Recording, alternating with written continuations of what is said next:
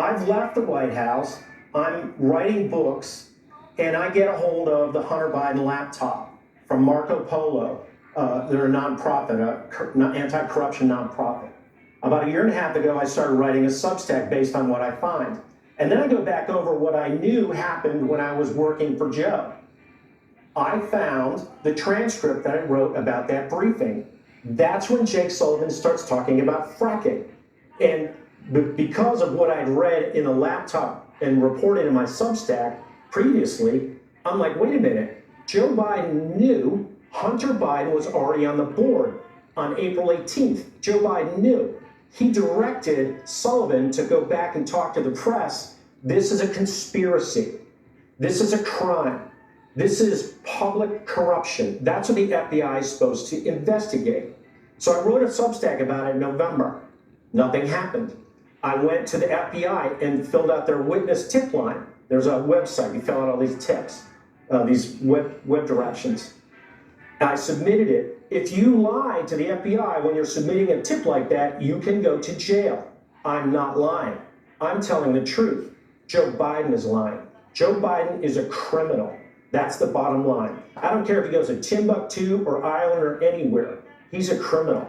And I've got the evidence. If they put me in front of the grand jury that's right now seated in Wilmington with Special Prosecutor David Weiss, my testimony becomes the evidence that will put him in jail or will lead to his impeachment.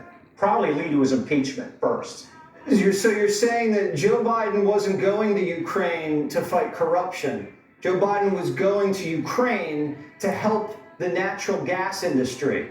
At the time, he knew that his son was on the board of the biggest natural gas business conglomerate in Ukraine. That's exactly right. You know, Hunter Biden signed up for this trip. He signed up to be on Burisma on April 18th, 2014.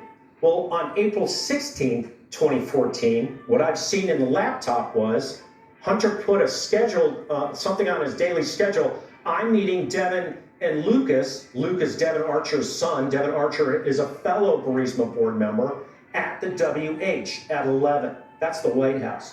There's photos of Devin Archer and his son Lucas in the White House. The cover story was, oh, it's a book report for my son. He's being nice with Joe Biden.